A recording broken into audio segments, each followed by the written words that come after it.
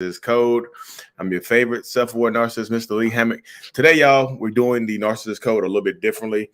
I'm actually going live right now on my YouTube channel, doing a live question and answer session on my YouTube about Thanksgiving and whatnot. So I decided to just go ahead and, knock it out like this. And so if you're listening to this on podcast form, like on my on Anchor or whatnot, just know that I'm going to be reading the questions out loud so you know exactly what I'm answering as well. This is going to be a Thanksgiving edition. We're just answering questions about, Thanksgiving, holidays with narcissists and things like that. Just trying something different. If y'all don't like this, send me an email or something like that. But I'm just going to go with it like this because I had to record one more video today and I just decided to do it like this. Yeah, I'm just doing, like I said, people clicking on right now. I'm just doing the Narcissist Code today live, y'all. Just going to be live about 25 minutes and whatnot, answering questions and whatnot.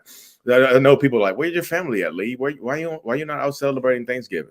So if you don't know, my brother, my sisters, so this is how it is. My wife's brother's wife's brother passed away. So my sister-in-law's younger brother passed away in Illinois, and we were going to have Thanksgiving with them together. But they had to fly away to get the family together and everything like that. So he passed away and whatnot. So my wife's, helping out at their house, cleaning up and stuff like that. So first question on here is, I think I am a narcissist woman. How do I know for sure? So typically they would say, if you're asking whether or not you are a narcissist or you think you're a narcissist, you're not. But I always say, if you think you're a narcissist, there might be some toxic traits there, or you might be being gaslit by your partner, or, it's just some of your past experiences and things like that. So I always suggest, going to therapy, talking to a therapist or whatnot, just to try to see what the problems are and things like that. You know what I mean? Next question says, do you feel envy, jealousy if you're not in the mood? Envy and jealousy. Yes, I do feel envy and both jealousy. I think those are the two main emotions that I'm active with. Honestly, I think the envy and jealousy propel me forward. Honestly, keep it real with y'all. I know, like I said, I'm not expecting a lot of people to click on the live today. I know it's Thanksgiving, everybody with their family. But like I said, I had to do one more video today, and I was just like, let me go live. I haven't been live in a while, and I can make it longer by doing this. But yeah, a lot of narcissists, we hone in on jealousy and envy because those are the two main things that we feel, the narcissistic people feel. Jealousy, envy, and rage. If y'all on a camera and see me reaching out, my daughter is right here. So happy Thanksgiving, y'all. I meant envy to do with Thanksgiving and family, but no, I don't really. So me particularly, I don't really care about the holidays, y'all. I mean, you will know a lot of narcissistic people don't care about the holidays. It's just not ever been my thing. I think the holidays are too commercialized, and there's a bunch of fake emotions and fake getting together with people you don't really care for. And if your parents put you through a lot of trauma and stuff like that, imagine getting with your parents every year to relive that trauma that they put you through as a kid. You know what I mean? So I just don't like the holidays particularly. I think Christmas is very, very commercialized and stuff like that. So, I'm not really a fan of the holidays. She says, you were right about ruining every holiday. Got up this morning, started his nonsense first thing Thanksgiving morning arguing. Yes, you're going to get that a lot on Thanksgiving because narcissistic people, toxic people don't care about the holidays, y'all. This is the perfect time for them to exert their will on you, to treat you terribly, to act like a monster and have you remember it. Because even if you were to get out of this toxic relationship, later on down the road, you're going to think about this. I have so many people that have been out of relationships with narcissists for years, but they still remember the terrible holidays that they had with that person. They're trying to replace those memories with good memories with new people and better people, but it still lingers. So holidays are a way for narcissists to kind of stay on your mind and to treat you terribly because you expect a good day. They take it and flip it. And then they'll blame you for ruining their day as well. So he is in his mad chair. Wait or try to calm him. On Thanksgiving, let him sit in his mad chair and pout. Like it sounds like how old is he? Is he 14? That sounds like 8. That sounds like an 8-year-old. He's in his mad chair. No, you don't get to be in a mad chair. What the world? Give him a lollipop or something like that. He's gonna sit in his mad chair and let him rock himself to sleep or something. Like give him a bottle, like I'm about to do my daughter. Yeah. Thanks for sharing your life.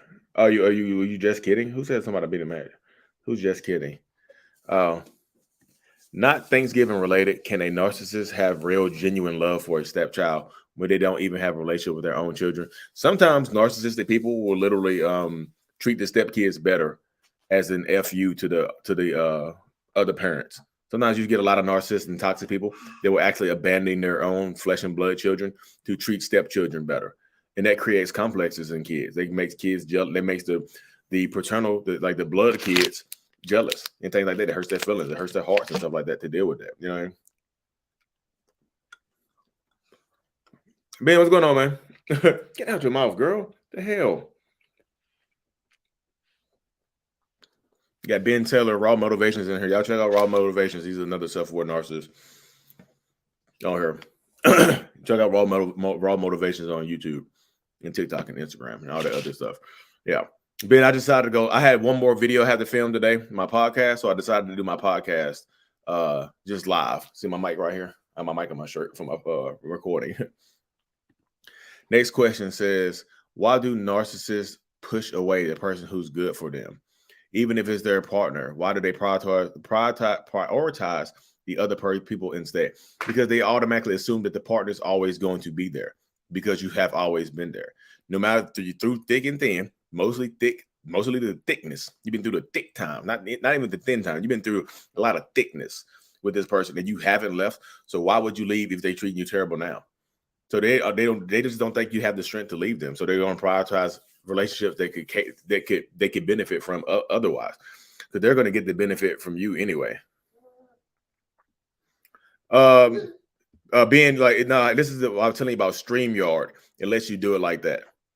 So y'all just check out Raw Motivations right here. If you listen to this on the podcast, check out Ben Taylor 300 on TikTok and Raw Motivations on YouTube and Instagram. He's another self-aware narcissistic person that's in therapy and all that other good stuff. Next question, y'all. It says, yesterday he flipped the script as per usual. He said he wasn't going to the family dinner, but I don't care. I'm going. Not ruining my day. I told him days ago, you don't have to go. Perfect. Don't let him ruin your day. That's my perfect advice right there. Don't give them the power to ruin your day. Take your power back. Show your strength. Get all the other stuff. Power up. You got it. I have showed this person lately that I'm not there anymore. So y'all still in a relationship? So how have you showed them lately if you're not there anymore? How are you showing them if you're not there anymore? Please clarify. Next question, y'all, says, why do some narcissists attend birthday parties at private residences but refuse to attend a party at a rented party venue? I'm not 100% certain. I feel like that's a personal thing right there, because I feel like they would attend a birthday party at a private residence because they might feel safe there. Depending on whose residence it is, they might feel safe there. You know what I mean? And y'all see who clicked in on the live, y'all. Like I said, I'm attaching the mic to my dread. If y'all see that, have y'all ever seen it before? Like you attach the microphone to your dread. That's where it's at right now, baby. You gotta calm down. Your snack is coming.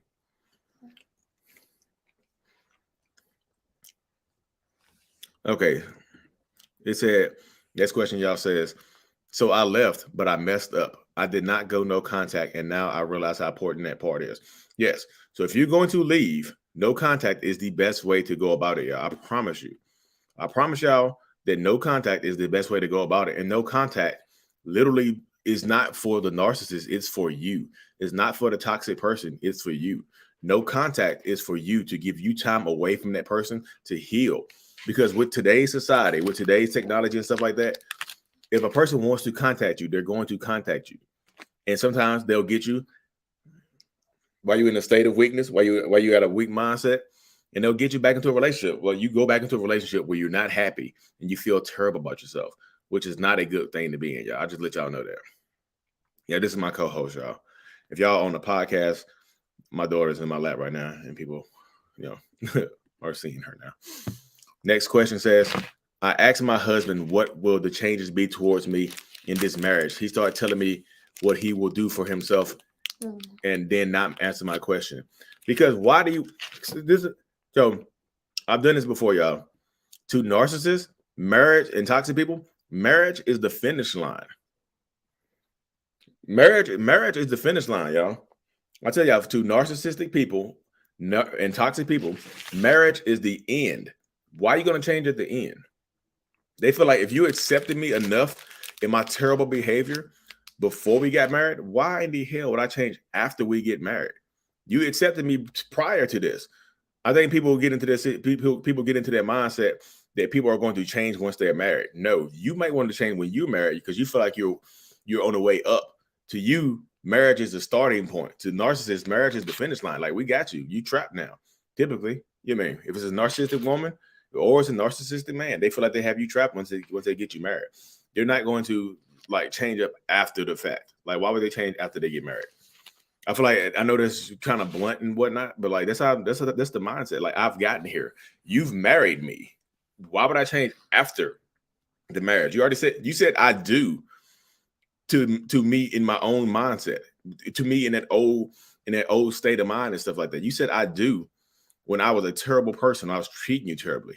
I feel like you said I do to the former, you said I do already. So what you gonna say? I don't now? You need me to change? You said I do previously. You know what I mean? So what did Ben say? Ben says marriage is the peak of the mountain, the end of the challenge, and then after the decline. Yeah, you see what Ben said right there. He's, like I said, y'all check out Ben's page. He's another self-aware narcissist. He says marriage is the peak of the mountain and the end of the challenge, and then after that is decline and devalue because the goal has been achieved. Y'all see that? That's 100% true. That's the end point right there. I can't give it back, y'all. Marriage, like I said, marriage is the finish line. It's the top of the mountain. We climbed to get you married. We got you here now. You're here now. Y'all see how stank her face? She got the stankiest face, don't she? You mean she got the stank face. Next question says, please tell me, because we were supposed to be together on this day and he's MIA, but beforehand express how he's tired of people to set the stage. He's tired of people to set the stage. I don't know. Like, I feel like, again, if he's a narcissist, this is just another opportunity for him to disappoint you. You're getting your hopes up, you're getting your smiles up, and then he don't show up, and then you're sad the whole day. And then he comes at you tomorrow with some BS. Oh, I was asleep. Oh, I was tired. Oh, it's just a day. It's just another day. What's so special about Thanksgiving? What's there to get thanks for? Somebody said, what's your preferred way to ruin the holidays? Silent treatment, sleeping in the chair, arguing, bad mouthing your partner's family. My ex's preference. So my preference to not necessarily ruin the holidays would be just to get away from everybody. I'm there, but I'm not there. I'm there, but I'm not present. I'm in the house, but I'm downstairs. I'm in the house, I'm upstairs. I'm at the venue, or I'm outside in a garage somewhere. You know what I mean? Next question says, my ex lost his job and can't pay child support. Now his uncle asking me if we can work things out. Is this at Hoover? My ex got a girl. Wait. So his uncle wants to be with you, or don't listen to the family. Like, y'all, if you are dealing with a narcissist, the family is the absolute worst person to get advice from.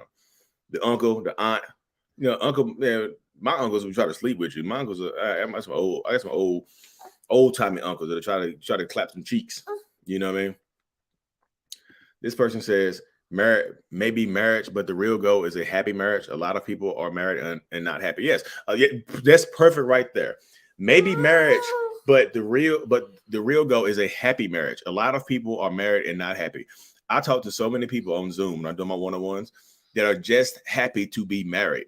They're so afraid to get divorced because of the Bible. Like, what if you believe in Jesus? What if Jesus said that you can't get divorced? I don't think Jesus put you here to suffer. You mean, are you Job? You know, I don't think Jesus here. Okay, go. There you go. I don't think Jesus put you here to suffer. Are you Job? You know what I mean? A lot of people are in unhappy marriages just for the fact that they are married. But, well, at least I'm married. Some people will get married to a person that's treating them terribly and say, well, at least I'll be married. I'm like, what? They'll say, like, my boyfriend is just like this. He treats me terribly. He cheats on me. He does all this stuff. Oh my goodness. I'm like, you don't have to marry that person, right? That's your boyfriend. You don't have to go forward. But some people, they want to go forward. You mean? Look how the baby looks at the dad. Yeah, my daughter is I'm telling y'all, she's cute, but she's a little monster.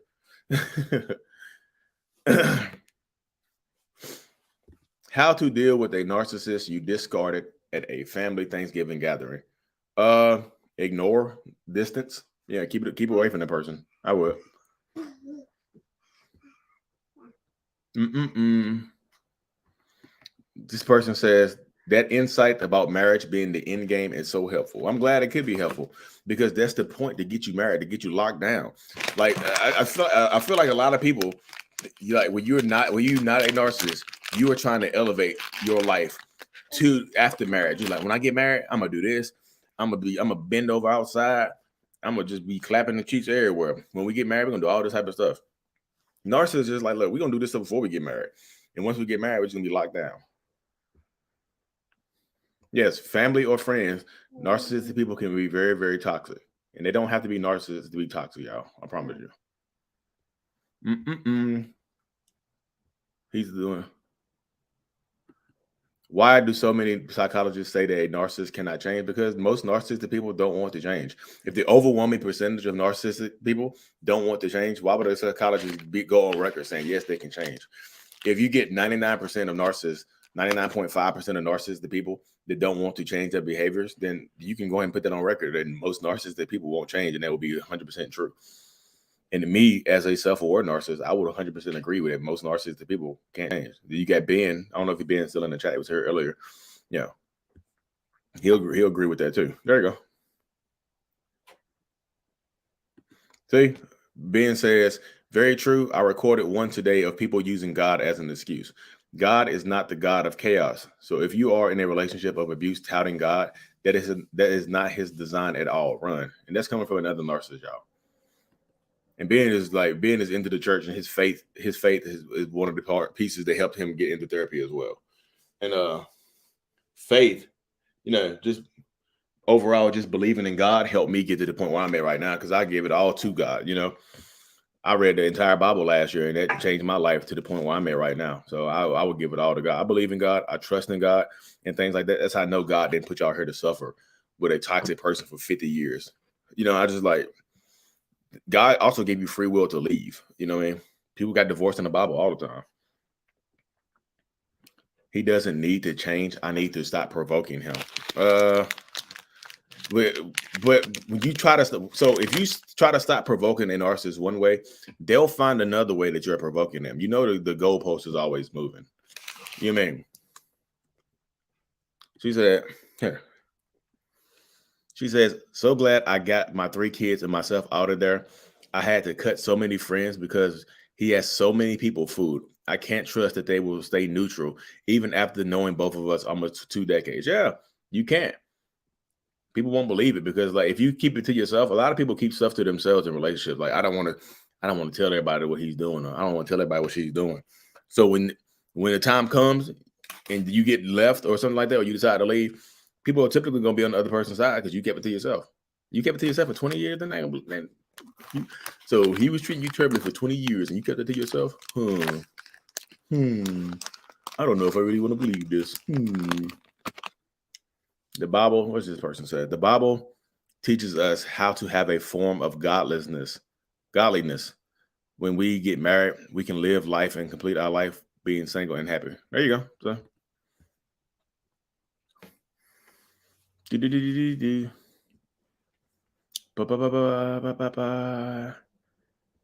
What does it say? If you are married, you can't remarry or separate, divorce, but not remarry. Wait, what happened? If you are married, you can't remarry, only separate. What's that? Where's that at? Is that in the Bible? All right.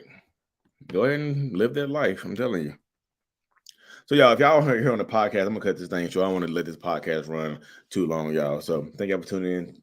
Peace. Live. Sorry, y'all. I didn't want that podcast to go on for 40 minutes. I'm still here. I'm not going anywhere. Women cannot remarry. Are you Muslim or something like that? Because I know a lot of religions that. What religion doesn't let women remarry? Let me know that.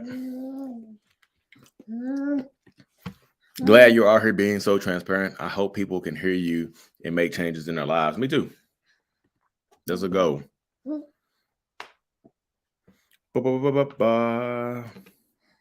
Hey, you gonna come back? Oh my goodness, she's back, y'all. The little monster is back.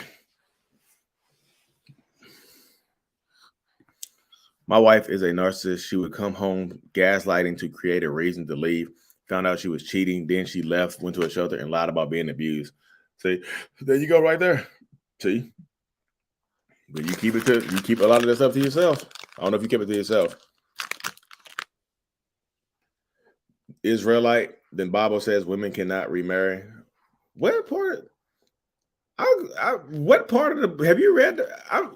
Is it the same Bible that I read? Because people got remarried in that Bible all the time. But I know that you have to have a reason. The reason to get divorced or whatever. I think the Bible says the only way you can get divorced is if the husband initiates it or the person dies or something like that, or there's some cheating or something. But where'd that come from? I've never seen that part in the Bible.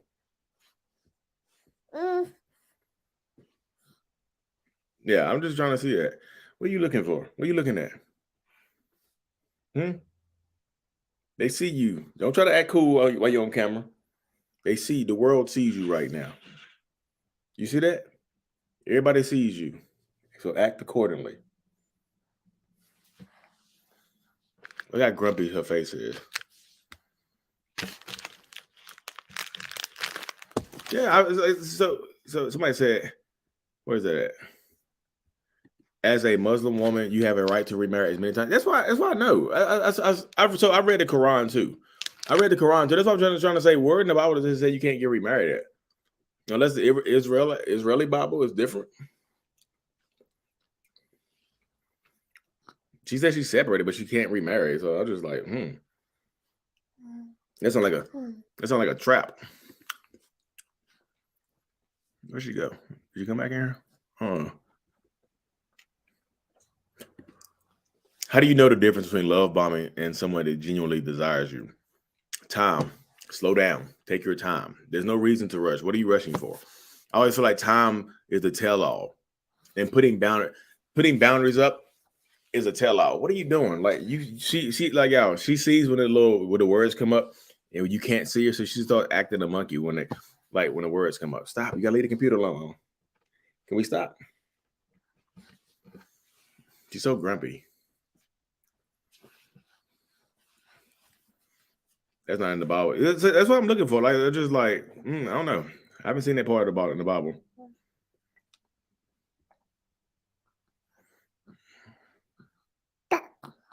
It's so true about provoking. They will literally start drama to get a reaction out of you. Yes, they definitely will. 1 Corinthians. So y'all look this verse up right here. 1 Corinthians chapter 1, verse 7. Y'all look that up right there. Y'all see that verse right there? I guess that's where it says in the Bible you can't get divorced at. I'm guessing.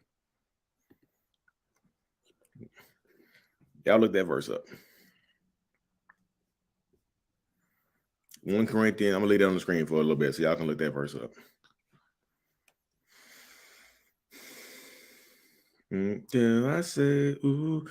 Somebody said, do I do private sessions? Yeah, I do 1-on-ones over Zoom. The link is in the bio. The link is in the description of every one of my videos. When you confront a narcissist of cheating or something, what is an innocent reaction compared to a guilty one? I mean, if you confront them about cheating, like, do you have evidence of this? Do you have evidence of said cheating, or just is an accusation? I feel like there's a difference in reaction that you'll get right there. So I need context.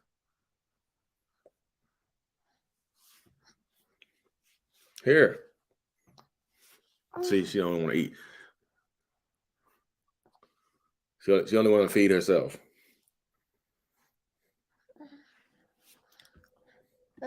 I feel like crap today. One of those days that you think you were a boring partner because your ex said his new girlfriend supported him a lot and they give him much peace. I mean, I feel like you guys take the focus off of you. I feel like you're putting too much value on what he thinks and what he feels, as opposed to just trying to move forward with everything. I know it's tough to just move forward and stuff like that, but you gotta get to the point where you say F him. Because you walk away from your family about something else. You know, DJB. Oh, this is the scripture. Therefore, you do not lack any spiritual gift as they eagerly wait for our Lord. So that's that's 1 Corinthians 1:7. That's what that is. That had nothing to do with divorce. Till death do us part. My godmother said that this means you're married until one of you dies. You might be spiritually married until one of you dies, but that, like, all right, y'all keep go ahead and stay in a marriage till death do you part when you're getting treated terribly by somebody. Go ahead and do that. Be my guest. I'll be damned.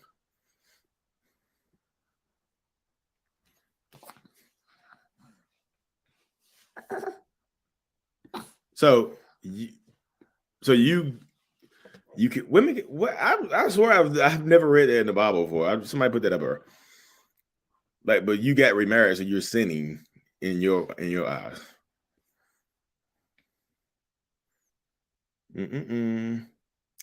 You've always had proof of the cheating. He still denies it. Then why? Because you have proof, and you give him the opportunity to deny it. Why would you? If you have proof and you don't plan on leaving, then why would he need to confess if you're going to stay anyway? You know what I mean? Do you say goodbye? Because you about to go on the floor. Say bye-bye. Wave bye-bye. You wave bye-bye?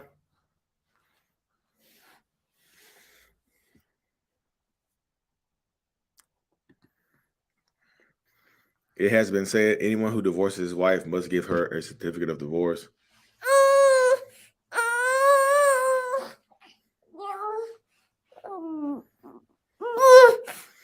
All right, y'all. So y'all hear how fussy mussy she's getting.